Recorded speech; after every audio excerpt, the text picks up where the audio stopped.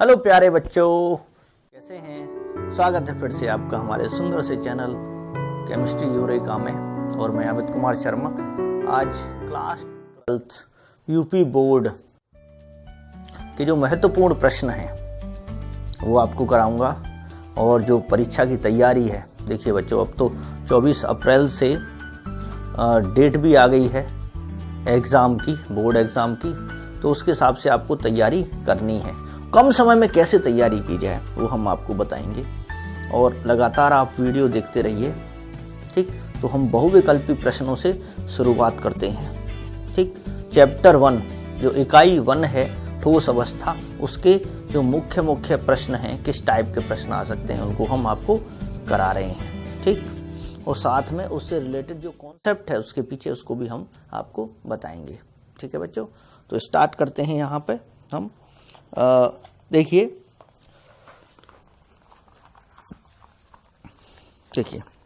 यहाँ जो पहला प्रश्न है वो ये है, प्रश्न नंबर 1 है, ठीक। वो क्या है? एक क्रिस्टलीय ठोस में होती है, एक क्रिस्टलीय ठोस में होती है एक क्रिस्टलीय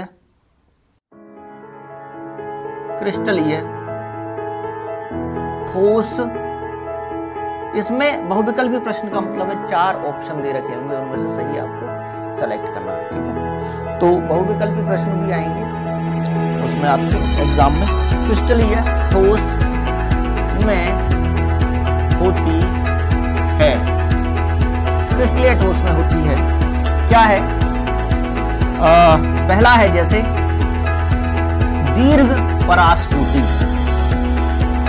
दीर्घ परास्फूटी,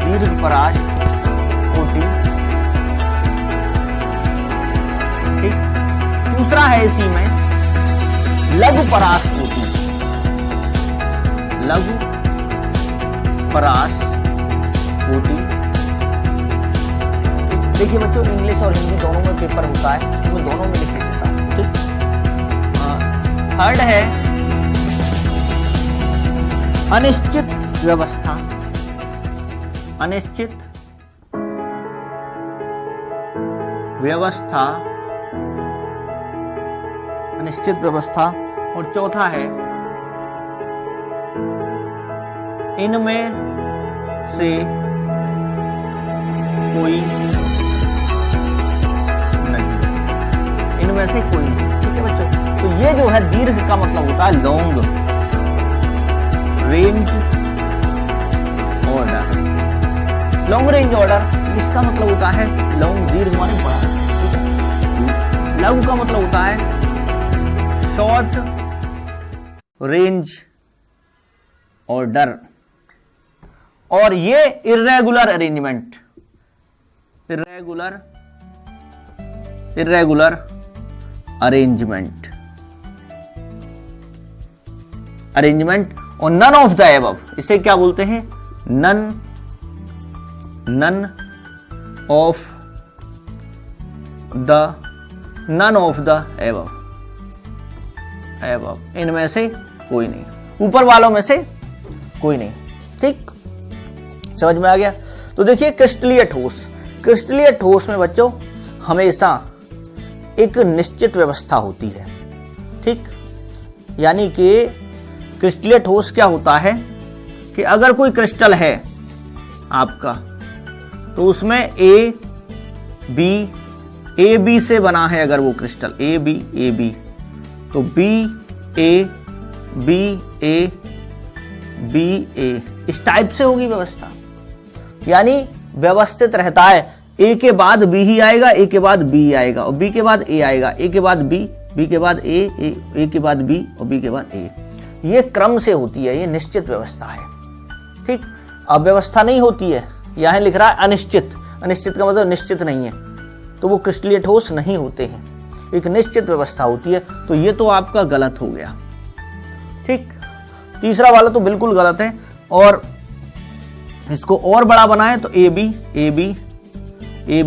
ये कण हैं जिनसे क्रिस्टलीय ठोस बना होता है। ठीक, क्रिस्टलाइन सॉलिड। अच्छा, क्रिस्टलीय ठोस क्या होता है बच्चों? जितना भी बड़ा क्रिस्टल होगा, पूरे क्रिस्टल में कणों की व्यवस्था निश्चित रहेगी, यानी जितनी भी दूरी तक है वो काफी लंबी, जैसे पूरी क्लास है, क्लास काफी बड़ी है, तो उसमें अगर ढंग से प्रॉपर वे में बिठाया जाता है, क्रम से पूरी क्लास में बिठाया जाता है, ठीक, कहीं भी व्यवस्था अनिश्चित नहीं है, निश्चित हो, यानी जो क्रम आगे वाली सीटों पर है वही क्रम पीछे वाली सीटों पर रहना चाहिए। अगर अगली वाली सीटों पर दो दो स्टूडेंट बैठे हैं तो पीछे तक हर एक सीट पर दो दो ही स्टूडेंट बैठे रहें। ठीक, समझ में आ गया? कहीं भी अव्यवस्था न हो। तो लंबी दूरी तक, कितना भी बड़ा क्रिस्टल है, लंबी दूरी तक उसमें क्या होता है कि व्यवस्था बनी रहती है। ठीक, लंबी दूरी तक। तो लंबी दूरी तक का मतलब लॉन्ग रेंज ऑर्डर, दीर्घ परास कोटि, ये है सही इसका। ये लघु परास कोटि किसमें होती है? ये होती है एमोर्फस ठोसों में, जिनकी कोई ज्यामिति नहीं होती।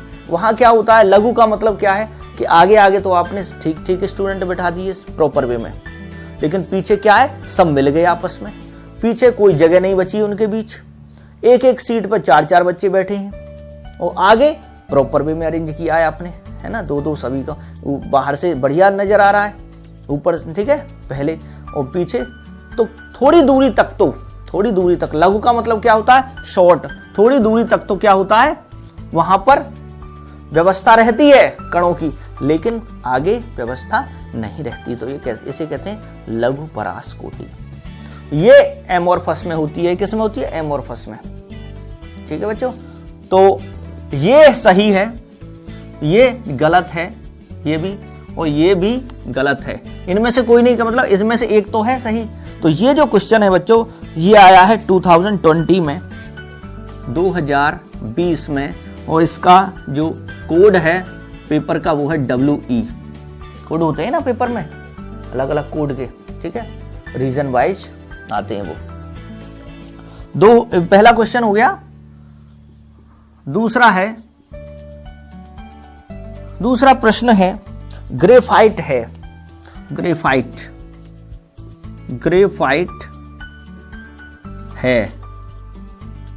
है, इसमें पहला, ग्रेफाइट किस प्रकार का ठोस है, आयनिक है, ठीक है, तो पहले लिखा है इसमें आयनिक ठोस, दूसरा धात्विक ठोस, तीसरा सहसंयोजी ठोस, सहसंयोजी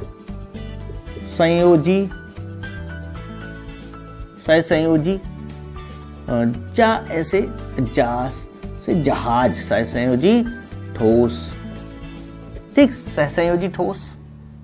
और चौथा है आणविक ठोस।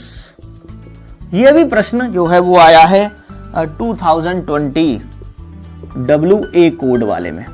ठीक, तो देखिए आयनिक ठोस तो है नहीं, क्योंकि आयनों से बना होना चाहिए। ऐसा ठोस जो आयनों से बना होता है, जैसे NaCl है, NaCl ये किससे बना है, Na+Cl-, Na+Cl-, Cl- Na+। मैंने कहा ना ये जो है ये क्रिस्टलीय होता है, क्रिस्टलीय के प्रकार ही हैं ये सब, ये जो हैं ये सब किसके प्रकार हैं, क्रिस्टलीय ठोसों के, ठीक है ना, जिनमें व्यवस्था रहती है, कणों की निश्चित व्यवस्था रहती है। तो Cl- Na+, है ना, Na+Cl-, ये क्या है, आयनिक ठोस, जो आयनों से बना हुआ है, प्लस माइनस से।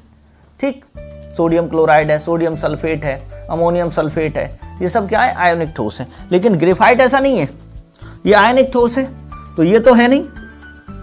पहला ग्रेफाइट का देखते हैं। ग्रेफाइट बच्चों कार्बन से बना होता है, ग्रेफाइट है C है ना, C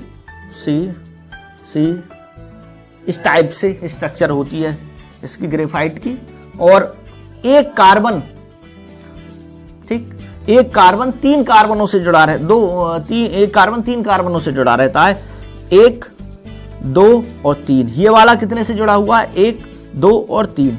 तो हर एक पर एक इलेक्ट्रॉन, ये भी 3 से जुड़ा रहता है। इसको हम ऐसे दिखा दें ऊपर की ओर, ये किससे जुड़े हैं? 3 से, हर एक कोई 3 से जुड़ा हुआ। ये वाला 1, 2, 3 यहाँ नीचे की तरफ जुड़ा होगा, ठीक है ना। ये भी आगे ऐसे ही जुड़े रहते हैं। समझ में आ गया बच्चों? तो रिंग होती है ये ग्रेफाइट में। तो अब बताइए, ये जो बंध है, ये वाला जो बॉन्ड है, ये कौन सा बॉन्ड है? ये है सहसंयोजी बंध, यानी साझेदारी हो रही है इसमें। तो ये क्या है? ग्रेफाइट। ग्रेफाइट है ये, और ये कैसा है? इसमें बंध कैसा बन रहा है? सहसंयोजी। तो सहसंयोजी ठोस हुआ, ठीक। तो कौन सा है? ये वाला।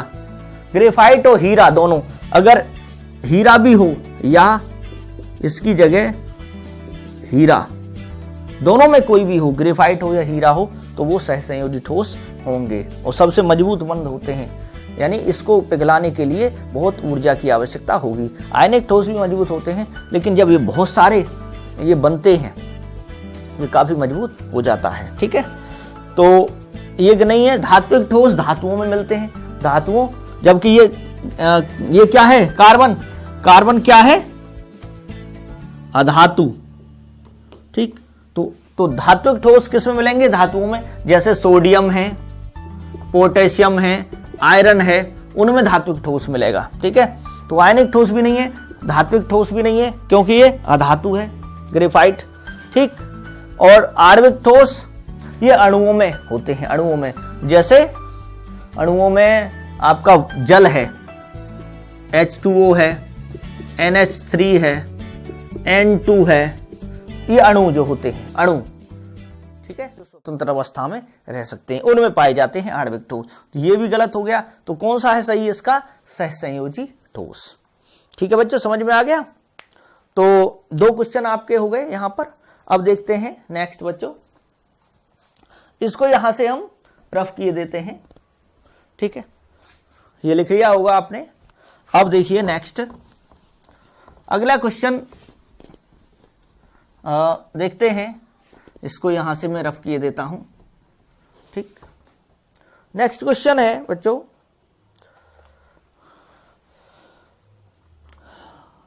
कठोर ए, प्रश्न नंबर 4, ये भी आया हुआ है। प्रश्न नंबर 3, प्रश्न नंबर 3 है, क्या है? ठोस ए एक अति कठोर, ठोस ए एक अति कठोर, ठीक है, अति कठोर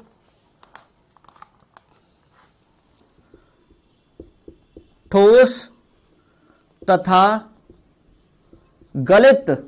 गलित क्या जानते हो बच्चों? गलित होता है पिघलाना, ठीक है। नमक को पिघला दो तो वो गलित अवस्था हो गई, ठीक है। बर्फ है, बर्फ को पिघला के पानी बना दिया तो वो भी क्या है? गलित अवस्था, यानी पिघली हुई अवस्था। ये गलित का मतलब क्या हुआ? पिघली हुई अवस्था। कभी देखा मोमबत्ती पिघल जाती है ना। गलित अवस्था,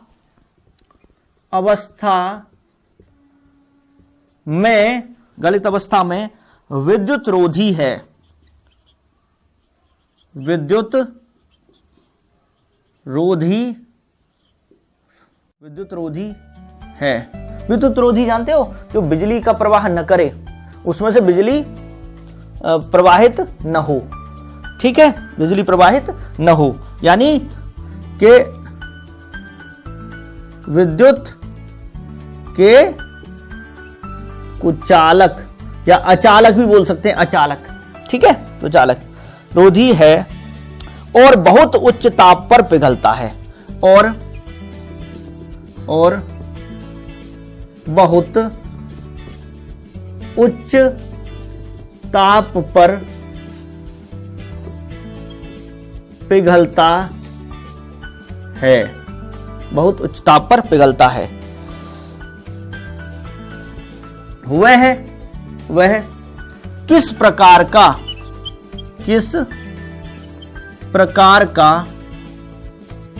ठोस है, किस प्रकार का ठोस है। ठीक है, किस प्रकार का ठोस है।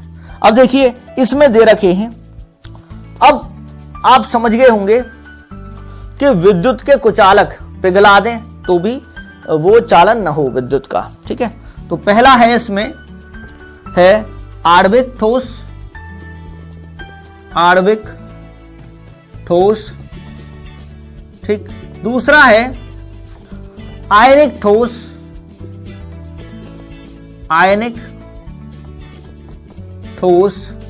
तीसरा है बच्चों, तीसरा धात्विक ठोस,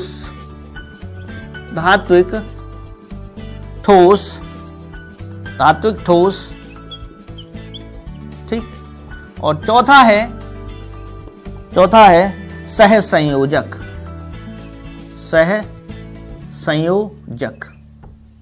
ठीक है, अब बताइए कौन सा होगा इसमें। देखो बहुत आसान है, अति कठोर, बहुत ज्यादा कठोर हो। ठीक, अति कठोर में आपका ये कौन सा होगा, तथा ठोस तथा गलित अवस्था में, ये यहां से, ये तो अलग सेंटेंस हो गया, ठोस तथा गलित अवस्था में। ठीक, ठोस एवं गलित अवस्था में दोनों में ही विद्युत का कुचालक यानी करंट पास न करे। अब समझिए, इसको देखते हैं। ठीक, कि आणविक जो ठोस होते हैं, आणविक ठोस अणुओं से बने हुए, वो विद्युत के कुचालक होते हैं, न तो द्रव अवस्था में, गलित अवस्था में, नहीं ठोस अवस्था में वो विद्युत का चालन करते हैं, अचालक होते हैं। ठीक, समझ में आ गया। तो ये ठीक है, लेकिन अति कठोर लिखा है और बहुत उच्च ताप पर पिघलता है, बहुत उच्च ताप पर। मान लेते हैं कि बर्फ जो है वो जल से बनी है, अणु से बनी है, आणविक ठोस है, लेकिन वो उच्च ताप पे थोड़ी पिघलती है, वो तो किस पे पिघलती है, थोड़ा सा रख दो बर्फ पिघलने लगेगी, गर्म करने की भी जरूरत नहीं है, पानी की बर्फ पिघलने लगती है। ठीक, तो आणविक जो ठोस हैं वो तो कम ताप पे ही पिघल जाते हैं। तो ये तो है नहीं, कम ताप पे पिघल जाते हैं आणविक ठोस। ठीक है, जल हुआ, अमोनिया हुआ, है ना। अब आयनिक ठोस की बात करते हैं। आयनिक ठोस अभी मैंने एक एग्जाम्पल लिया था, NaCl, KCl, बहुत सारे हैं, प्लस माइनस से बने होते हैं। ठीक है, प्लस माइनस से। ठोस अवस्था में इनके जो आयन होते हैं वो स्वतंत्र नहीं होते, वो जुड़े रहते हैं। जैसे मैं यहां पे समझाता हूं आपको, Na plus Cl minus Na plus Cl minus Cl minus Na plus Cl minus Na plus Na plus Cl minus Na plus Cl minus, ऐसे ही लिखते रहो।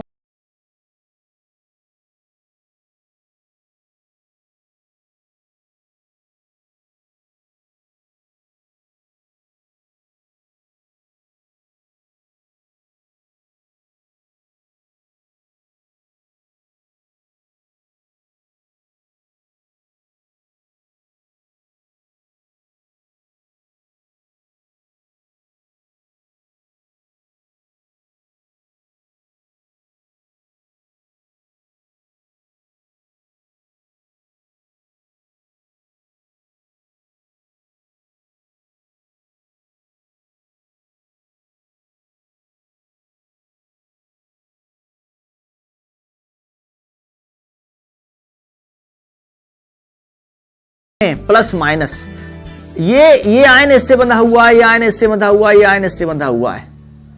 क्या ये स्वतंत्र हैं आयन? नहीं, ये बंधे हुए हैं, ये बंधे हुए हैं। तो विद्युत का प्रवाह करने के लिए आयनों का स्वतंत्र होना जरूरी है। आयन घूमने चाहिए, स्वतंत्र आयन होने चाहिए, फ्री आयन। ठीक है, जबकि इसमें ठोस अवस्था में तो फ्री आयन रहते नहीं है, बंधे होते हैं। बांध दिया आयनों को, ये बंधा हुआ है चारों तरफ से, स्वतंत्र नहीं है, तो क्या विद्युत का चालन होगा? नहीं, ठोस अवस्था में विद्युत का चालन नहीं होता है। लेकिन हाँ, अगर इसको पिघला दिया जाए तो ये आयन फ्री हो जाएंगे। जब पिघला दिया जाए तो ये फ्री, ये वाला फ्री, ये वाला फ्री, ये वाला फ्री, सब क्या हो गए? सब स्वतंत्र हो गए। फिर तो घूमेगा, ये कहीं भी घूमेगा, ये भी कहीं घूमेगा, मस्तराम मस्ती में, आग लगे चाहे बस्ती में, वो वाला ढंग हो जाएगा इनका। कोई किसी भी दिशा में घूमेगा, स्वतंत्र हो गए ना, पिघल गया तो ठीक।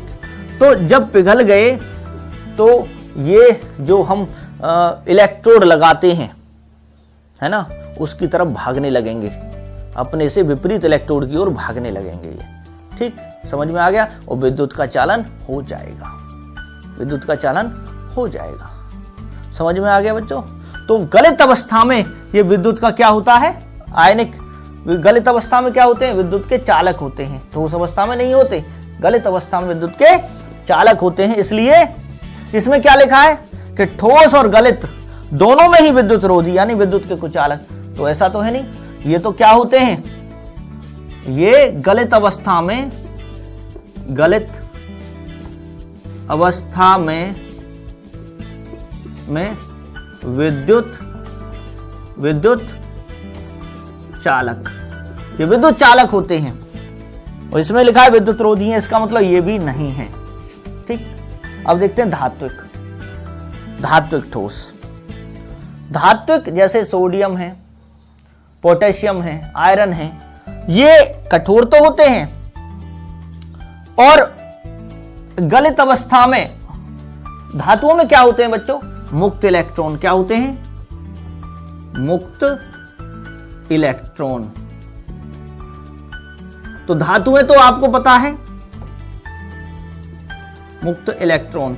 धातुएं तो आपको पता है कि हम जो घरों में यूज करते हैं वो धातुएं तो प्रयोग करते हैं, एल्यूमिनियम के तार, कॉपर के तार, लोहे के तार, सिल्वर के तार, उसमें सब में विद्युत का प्रवाह हो जाता है क्योंकि मुक्त इलेक्ट्रॉन है। चाहे पिघला लो गलित अवस्था में, चाहे ठोस अवस्था में, दोनों में ही विद्युत का चालन होगा और उनका कठोर भी होती हैं वो। लेकिन इसमें जो लिखा है बहुत उच्च ताप पर, बहुत उच्च ताप, तो बहुत जो उच्च ताप है वो, अच्छा अब देखिए दोनों में ही चालन है यहां, यानी ठोस तथा गलित अवस्था में विद्युत रोधी, विद्युत रोधी नहीं है ये, तो क्या होती है धात्विक, बताइए, विद्युत चालक, विद्युत चालक होती है। इसमें लिखा विद्युत रोधी है, तो ये भी क्या है, ये बात सही है, ठोस होती हैं, उच्च ताप पर पिघलती हैं, ठीक है, धातुएं। लेकिन ये विद्युत की क्या है, चालक है, जबकि इसमें क्या लिखा है विद्युत रोधी है, तो ये भी क्या हो गया, गलत हो गया। मैं पूरा कॉन्सेप्ट समझा रहा हूं आपको, क्वेश्चन कैसे करना है, ठीक। जब आप ऐसे दिमाग लगाएंगे ना तो जल्दी से आपके दिमाग में आइडिया आ जाएगा कौन विद्युत चालक है, कौन विद्युत का प्रवाह करेगा, ठीक, कौन अचालक है, कौन कुचालक है, ठीक है। अब देखिए, अब बचा कौन सा, ये वाला सही है, ये वाला सही है, यानी कि ज्यादातर जो सहसंयोजक हैं वो कठोर होते हैं, ठोस और गलित अवस्था में विद्युत रोधी हैं ज्यादातर। एक आध को छोड़ दिया जाए, कि जैसे ग्रेफाइट को छोड़ दिया जाए, वो विद्युत का चालक है, लेकिन हीरा हुआ, सिलिकॉन कार्बाइड हुआ, ये सब विद्युत के रोधी हैं, यानी बिजली प्रवाहित नहीं होती है उसमें से। तो ये जो कहा गया है, ये किसके लिए कहा गया है, हीरा के लिए कहा गया है, हीरा, और बहुत उच्च ताप पर पिघलता है, आपको पता है, ठीक है। बोरोन नाइट्राइड से पहले हीरा ही सबसे कठोर माना जाता था और बहुत उच्च ताप पे, लगभग 3300-3400 डिग्री सेल्सियस पर पिघलता है हीरा, बहुत उच्च ताप पर पिघलता है। और दोनों ही अवस्थाओं में, क्योंकि हीरे में कोई भी न तो मुक्त इलेक्ट्रॉन है, हीरे में कोई भी मुक्त इलेक्ट्रॉन नहीं है, इसलिए क्या हुआ कि वो उच्च ताप पर पिघलता है और गलित और ठोस अवस्था में विद्युत का कुचालक है, विद्युत प्रवाहित नहीं करता। तो ये सह संयोजक के लिए कहा गया है, ठीक है बच्चों, समझ में आ गया। इसमें मुक्त इलेक्ट्रॉन होते ही नहीं है, ठीक। तो ये इसका आंसर है।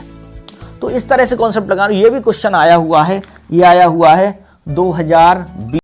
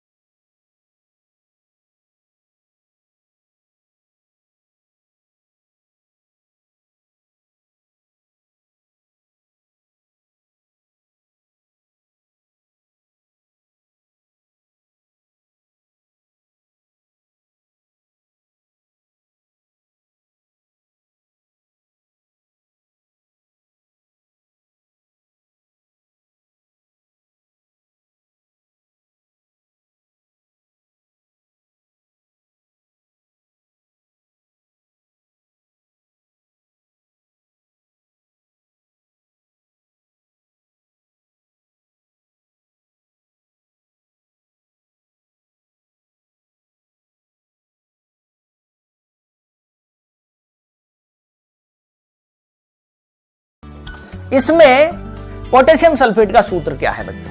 पहले ही बताओ, पोटेशियम सल्फेट का सूत्र होता है K2SO4। K2SO4, और ये टूट जाता है, किससे बना हुआ है? सोडियम, पोटेशियम, मैग्नीशियम, ये जो धातुएं हैं ये क्या है? आयनिक ठोस बनाती हैं। ठीक है, आपको पता है Na हुआ, K हुआ, Ca हुआ, Mg हुआ, Al हुआ, Fe हुआ, ठीक, और भी हैं, ये सब क्या बनाती हैं? और भी हैं धात्विक ठोस। नो उल्टा लिख दिया मैंने। ये धात्विक ठोस, हाँ सही है, धात्विक ठोस तो बनाती हैं। इसके अलावा ये धातुएं होती हैं ना, और इसके अलावा आयनिक ठोस भी बनाती हैं, आयनिक ठोस। ठीक, तो देखिए ये आयन है, ये टूट जाएगा, 2K, कितने पोटेशियम है? 2K प्लस, इसकी संयोजकता है SO4 2 माइनस, जितना प्लस इसमें हो गया।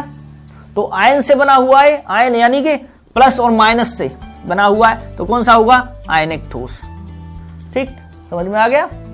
आयनिक ठोस। अकेला पोटेशियम होता तो वो धात्विक ठोस होता है यहां पे, ठीक है ना? तो धात्विक ठोस होता क्योंकि धातु है वो।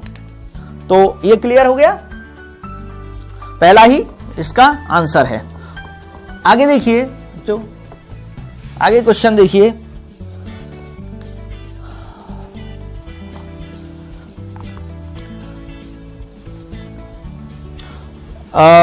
ये है FCC एकक सेल के कोर की लंबाई। क्वेश्चन नंबर 5 है FCC।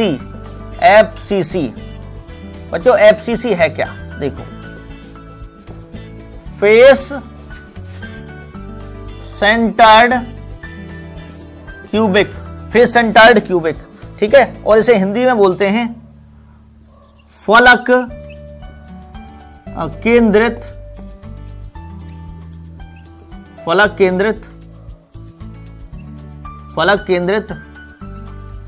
घनीय, ठीक है, FCC एकक सेल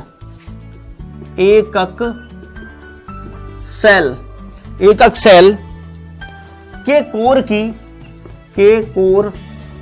की, ठीक है, घनीय।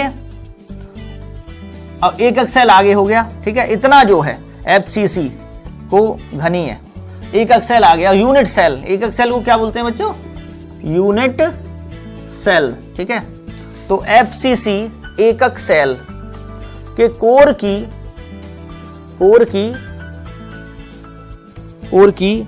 लंबाई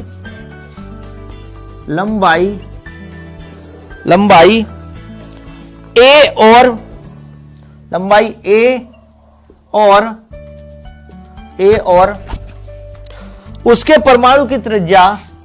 और उसके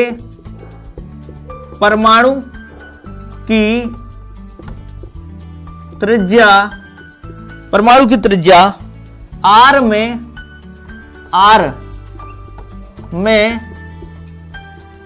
संबंध है, R में संबंध है, ठीक है। यानी FCC के लिए, FCC फेस सेंटर्ड क्यूबिक, ठीक, एकक सेल के कोर की लंबाई A और उसके परमाणु त्रिज्या में क्या संबंध है, ठीक है। तो अब ये FCC की जगह ये भी हो सकता है कि फलक केंद्रित घनीय एकक सेल के कोर की लंबाई A है, संबंध क्या है। तो देखते हैं, इसमें ऑप्शन दे रखा है। पहला है R = √3/4A, दूसरा है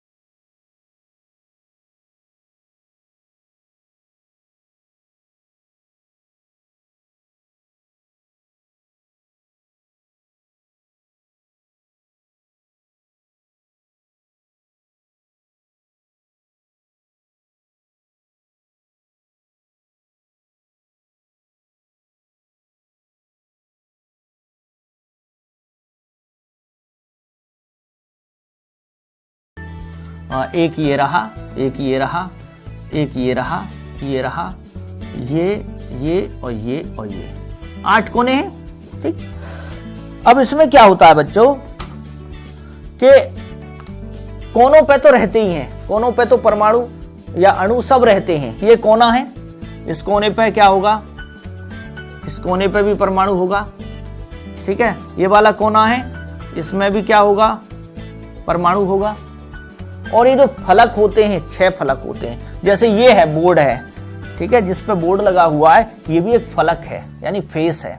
तो ऐसे जो है एक दीवार ये हो गई, तो ऐसे कितने होते हैं, 1 2 3 4 5 6 होते हैं, 6 फलक होते हैं। तो 6 फलक हैं, तो हर एक फलक के बीच में ये एक फलक है, ये वाला एक फलक है, ये वाला एक फलक है, ये वाला एक फलक है, ये एक फलक है और ये एक फलक है। 6 होते हैं, उनके बीच में भी फलक केंद्रित का मतलब क्या हुआ, फलक केंद्रित का मतलब हुआ कि जो फलक है उसके केंद्र में भी कोई परमाणु होगा, केंद्र में भी कोई परमाणु होता है। समझ में आ गया बच्चों? तो केंद्र में परमाणु है, अब इनके केंद्रों को मिलाइए, ऐसे ले जाइए, यहां से डायगोनल डाल दो केंद्र से। समझ में आ गया बच्चों? यहां से लेके, जैसे दीवार के बीच में से ऐसे आपने डाल दिया हो कोने से, जैसे ये है, ये समझिए ये बोर्ड है, तो यहां से बीच से मैंने ये डायगोनल विकर्ण डाल दिया, ऐसे विकर्ण डाल दिया। समझ में आ गया? तो इस विकर्ण है, तो ये जो विकर्ण है, अब देखिए एंगल कौन कौन से बन गए, एक तो ये है, अब देखिए यहां पर ये जो है, ये इसके सामने का ये क्या है, विकर्ण कहा जाएगा। तो इसके नाम दे देता हूं मैं ए बी और ये सी, ए बी सी, ये ट्राइंगल बन गया बच्चों। अब ये समझिए एक लाइन में खींच रहा हूं यहां पे, ये समझिए, ये मैं लाइन खींच दी यहां तक, बीच तक, ठीक है,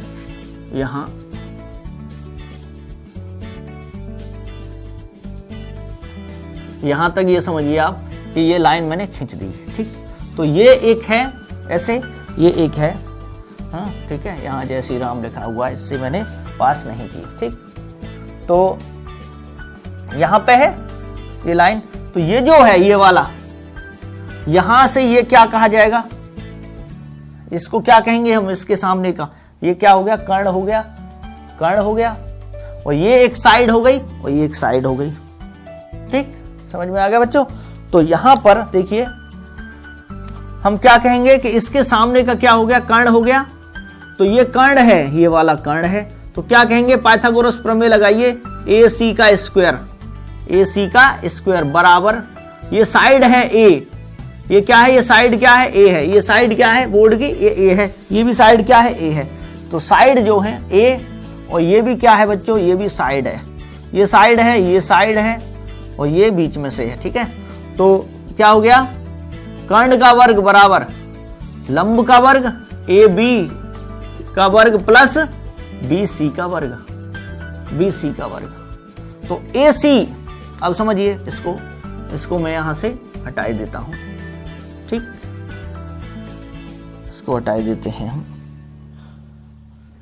तो ए सी क्या है, देखो बच्चों, इसमें ये कोई भी गोला है, कोई भी गोला होता है, गोले में ये वाला भाग क्या है, आर है, ये वाला भी आर है, तो कितनी त्रिज्याएं हैं एक गोले में, 2 त्रिज्याएं होती हैं, यहां से यहां तक एक आर, यहां से यहां तक दूसरा आर, 2 आर हो गया, 2 आर तो इसमें हो गए, यहां से यहां तक, ये भी केंद्र से दिखा रखा है वैसे हमने, लेकिन ये थोड़ा सा क्या होता है, ये गोला थोड़ा बड़ा होता है, इस टाइप से होता है। ठीक, तो ये भी क्या है, केंद्र से है, यहां तक कितना हो गया, 1 आर हो गया, ये भी केंद्र से, गोले के केंद्र से यहां तक क्या हो गया, 1 आर हो गया। समझ रहे हो ना? जैसे ये समझो ये है गोला, गोले का यहां से यहां तक क्या हो गया, आर हो गया, है ना?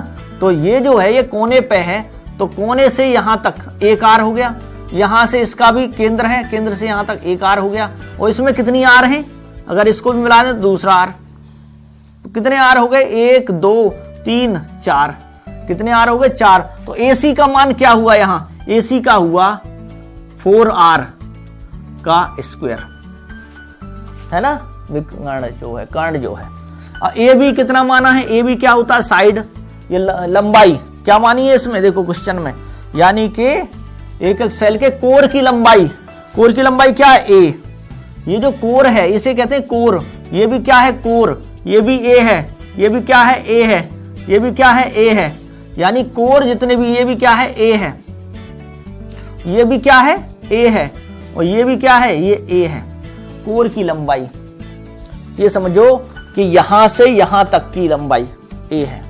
कमरे में एक नीचे वाले कोने से लेकर ऊपर वाले कोने तक की लंबाई क्या होती है, जो छत को टच करती है वो ए होती है, ए मान लिया उसको हमने, ठीक है। तो ये ए बी है, ए बी कितना हो गया ए, तो ए का स्क्वायर प्लस बी सी कितना है बच्चों, वो भी ए है, तो क्या हो गया, ये हो गया 2a का स्क्वायर, ठीक 4r। अब इस स्क्वायर को अगर मैं हटाता हूं तो 4r बराबर इसका क्या हो जाएगा, रूट हो जाएगा, ठीक। और जब इसका रूट होगा तो ये रूट में तो 2 हो गया, और a का स्क्वायर क्या हो गया a अलग, a स्क्वायर का रूट क्या हो गया, स्क्वायर रूट a हो गया, तो 4r बराबर रूट 2a। तो बच्चों अब देखो इसको मैं क्या लिख सकता हूं, इसको r बराबर रूट 2/4, ठीक है a, समझ में आ गया। तो देखो कौन सा आंसर मैच कर रहा है, फलक केंद्रित में r का मान, r क्या है त्रिज्या, ठीक है, गोले की क्या है, यानी इसका केंद्र की ये जो कण है, अणु हो परमाणु हो या आयन हो, इसके क्या है त्रिज्या है। तो इसमें सही कौन सा है, ये है, ये रूट 2/4 a, समझ में आ गया। और अगर a का मान पूछा जाए, अगर आपसे पूछा जाए a क्या है, तो a जो हो जाएगा इसमें a बराबर 4r/√2। जब a का मान निकालोगे तो √2 को कहां भेज दोगे, इसके नीचे, ठीक है। तो देखो 4 को क्या लिख सकते हैं बच्चों, 4 को 2 गुणा 2r बटे √2, ठीक है। √2 से ये कितने बार कट गया, √2 बार कट गया, 2 जो है √2 बार कट गया, तो क्या हो जाएगा 2√2r,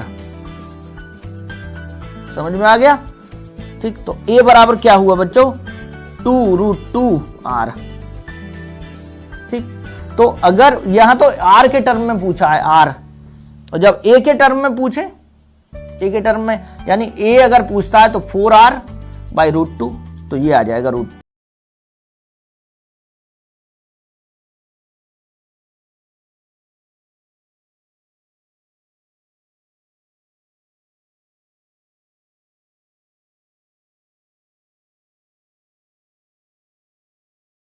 ये फलक है, यहां से यहां तक ये फलक है, ये भी फलक है। अब इसमें कोने पर परमाणु होता है, ये भी कोने पर परमाणु है, और फलक के केंद्र में भी है, फलक केंद्र का मतलब क्या हुआ, फलक के केंद्र में भी है, ठीक। और क्यूबिक है, घनीय, घनीय मतलब सारी साइड समान होंगी, ये भी ए होगी, ये भी ए होगी, ये भी ए होगी, ये भी ए होगी, ये भी ए, सब ए हैं, सब ए हैं, समझ में आ गया। ये भी साइड क्या है, यहां से यहां तक ए है, ये भी साइड क्या है, यहां से यहां तक ए है, ये भी सब साइड क्या है, जितने भी कोर की लंबाई है सब समान है, ए है, ठीक। तो उसमें हमने ऐसे खींच दिया, फिर इसमें बीच में से यहां से ये डाला त्रिकोण वो बनाने के लिए, कोण यानी कि त्रिभुज बनाने के लिए, यहां से हमने विकर्ण डाल दिया, डायगोनल विकर्ण डाल दिया, तो एक बन गया हमारा, ये बन गया ABC बन गया, ABC। अब इसमें समकोण त्रिभुज है, ये वाला 90 का है, तो 90 के सामने की क्या हो गया, कर्ण हो गया, तो कर्ण का वर्ग यानी AC का वर्ग बराबर AB का वर्ग और BC का वर्ग, BC का वर्ग।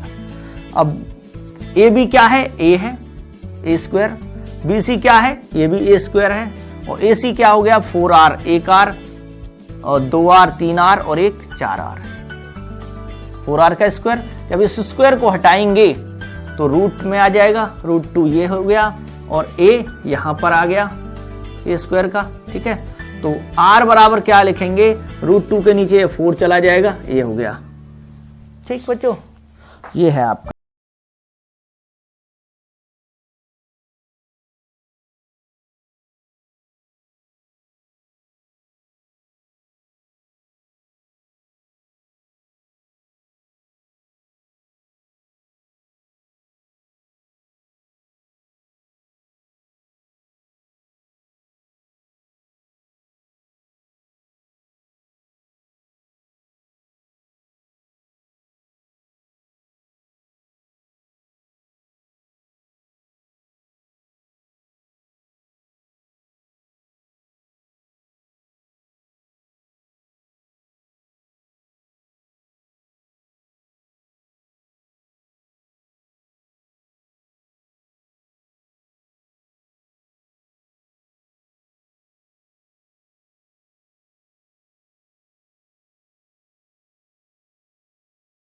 आप अपना दिमाग बनाइए कि हमको ये करना है। समझ में आ गया?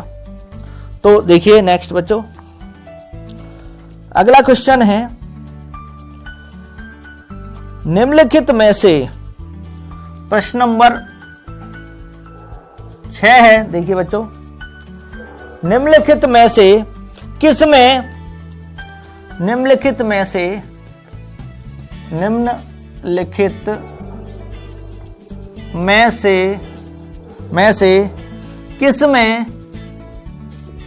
किसमें प्रति एकक परमाणुओं की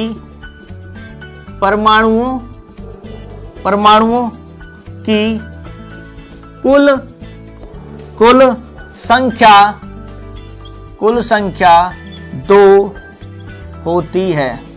कुल संख्या 2 होती है। ठीक है, पहला है फलक केंद्रित घनीय एकक कोष्ठिका। फलक केंद्रित घनीय एकक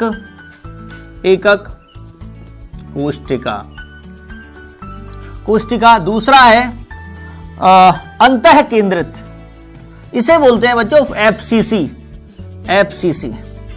ठीक, दूसरा है अंतः केंद्रित घनीय एकक कोष्ठिका, ऐसे मैंने कर दिया है, इसे बोलते हैं बीसीसी। ठीक, तीसरा है बच्चों, इसमें तीसरा है आद्य घनीय। आद्य ये सरल वाली होती है, आद्य घनीय इसमें आद्य घनीय एकक कोष्ठिका।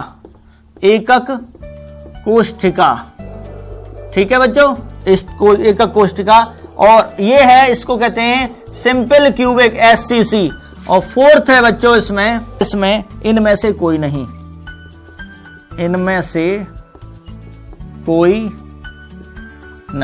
ठीक है। तो इसमें देखिए फलक केंद्रित में जो होते हैं वो होते हैं 4। याद करने का तरीका एफ से बनता है 4, तो 4 हो गया। ठीक, बीसीसी ये कौन से नंबर पे आता है? ए के बाद बी आता है। कौन से नंबर पे? ए के बाद बी। दूसरे नंबर पे है बी, जो दूसरे नंबर पे है, तो इसका हो गया 2। ठीक, 2। इसमें परमाणु की संख्या कितनी होती है? 2 होती है। इसमें सिंपल क्यूबिक सरल वाला है, सिंपल यानी आद्य पुराने प्रकार का, तो इसमें केंद्र पे कुछ नहीं होता है, इसमें केवल कोनों पे ही स्थित होते हैं। और कोनों पे कितने होते हैं? कोने 8, और हर एक से 1/8 भाग आता है, क्योंकि एक कोना 8 कोनों से साझा करता है बाहर की तरफ। ठीक है, समझ में आ गया? तो कितना हो गया? 1 हो गया। तो इसमें परमाणु की संख्या कितनी है बच्चों? 1। कितनी हुई? 1। इसमें 1 हुई, इसमें 2 और इसमें 4। ठीक, याद करने का तरीका मैंने बता ही दिया है। तो किसमें होती है? अंतः केंद्रित में। अंतः केंद्रित में कितनी होती है बच्चों? 2 होती है। ठीक है, इसको याद कर लेना। और अब देखिए आगे जो नेक्स्ट क्वेश्चन है, इसको रफ किए देता हूं मैं। नेक्स्ट जो प्रश्न है बच्चों वो है आपका, इसमें इसको भी यहां से हटाते हैं। यह है प्रश्न नंबर 7 है कि फ्रैंकल तथा शॉर्टकी दोनों ही दोष प्रदर्शित करने वाला यौगिक है। फ्रैंकल व शॉर्टकी दोनों ही दोष प्रदर्शित करने वाला यौगिक है। तो देखिए फ्रैंकल और शॉर्टकी दोनों, NaCl है इसमें, दूसरा है KCl है, तीसरा है CSCl है, और चौथा है AgBr। ठीक, तो देखिए बच्चों ये जो है ये शॉर्टकी दोष प्रदर्शित करेगा। ये कौन सा, ये वाले दोनों, ये तीनों, ये कौन से हैं, शॉर्टकी। ये दोनों शो करेगा, दोनों शॉर्टकी व फ्रैंकल। ठीक, तो आंसर हुआ ये। सिल्वर के जो भी हैं, देखो असल में शॉर्टकी ये और ये फ्रैंकल होते क्या है। शॉर्टकी दोष क्या है बच्चों कि Na positive Cl negative, Na positive Cl negative, Cl negative Na positive और Na positive Cl negative, Na positive Cl negative. ये है, मान लीजिए एक Na 6 से घिरा रहता है, 4 तो आप 6 Cl नेगेटिव से घिरा रहता है, 1 2 3 4 यहां दिख रहे हैं, लेकिन एक ऊपर होता है एक नीचे होता है, वो दिखाया नहीं गया है, उसको यहां दिखा सकता हूं मैं ऐसे करके। 6 हो गए, लेकिन चलो अभी अब होता क्या है, दोष इस प्रकार से उत्पन्न होता है कि कभी मान लो गर्म करने पर या क्रिस्टल बनते समय ही अगर जितने Na इसको छोड़ के चले जाएं उतने ही Cl छोड़ के चले जाएं, इसको यानी कि इस क्रिस्टल को छोड़ के चले जाएं। मान लीजिए एक Na गया तो इसकी जगह पे खाली स्थान बच गया और एक Cl चला गया। समझ में आ गया बच्चों? तो इसकी जगह पे भी रिक्त स्थान और इसकी जगह पे भी रिक्त स्थान हो गया। ठीक, अगर बराबर संख्या में निकल के जाते हैं, जितने Na, अगर 2 Na जाते हैं और 2 ही Cl नेगेटिव जाए छोड़ के, ठीक, तो वो दोष तो उत्पन्न हो गया क्योंकि यहां पे खाली जगह हो गई ना, रिक्त स्थान हो गया, तो दोष तो डिफेक्ट तो आ गया क्रिस्टल में। ठीक, समझ में आ गया? अब ये कौन सा दोष होगा बच्चों, जब बराबर संख्या में छोड़ के जाते हैं, शॉर्टकी दोष या डिफेक्ट। ठीक, बराबर। और इसमें क्या होता है बच्चों, घनत्व क्या होता है, घनत्व घटता है, क्योंकि जब वो जाएंगे निकल के तो अपने साथ कुछ द्रव्यमान भी ले जाते हैं, वो तो वजन घट जाएगा ना, वेट इसका घट जाएगा, तो जब द्रव्यमान घटता है तो घनत्व भी क्या होता है, घटता है। ठीक, यही हाल KCl में है। Na+ की जगह K भी रख सकते हो, K+, और CsCl ये भी सीजियम, ये भी पहले ही ग्रुप का है, इनके ग्रुप में ही है, तो ये भी इस प्रकार का दोष प्रदर्शित करेगा। ठीक, ये शॉर्टकी हो गया। ठीक है बच्चों, ठीक है, बराबर संख्या में जाते हैं। यहां अब मान लीजिए सिल्वर के देखिए, Ag+ और Cl- Ag+, Cl- Ag+, Cl- Ag+, मान लीजिए ये है क्रिस्टल कोई, ठीक, ठोस अवस्था में। अब अगर ये अपनी पोजीशन से हटके, ये वाला मान लीजिए अपनी पोजीशन से हटके थोड़ा सा इधर चला जाए, अंतराकाशीय स्थान में चला जाए यहाँ, ये तो उसकी जगह पे क्या हो गया, रिक्त स्थान बन गया, लेकिन घनत्व तो समान रहा।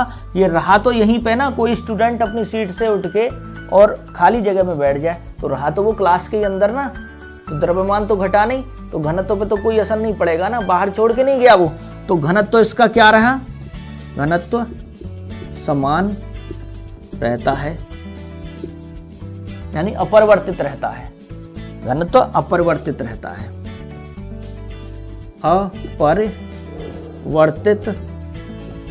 अपरिवर्तित रहता है। समझ में आ गया बच्चों, अपरिवर्तित रहता है घनत्व। ठीक, और ये दोष है फ्रैंकल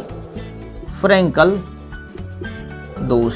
ठीक, AgCl हुआ और AgI हुआ, ZnS हुआ, AgCl हुआ, समझ में आ गया, AgBr हुआ, ये फ्रैंकल दोष प्रदर्शित करते हैं। लेकिन AgBr एक ऐसा है जो दोनों दोष प्रदर्शित करता है, शॉर्टकी और फ्रैंकल। समझ में आ गया बच्चों?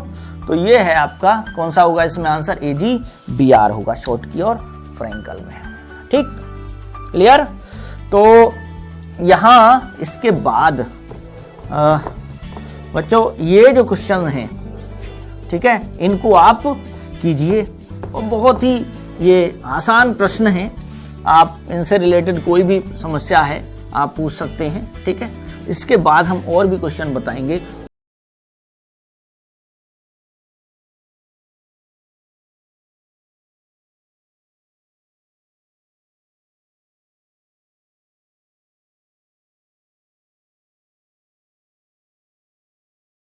जय भारत।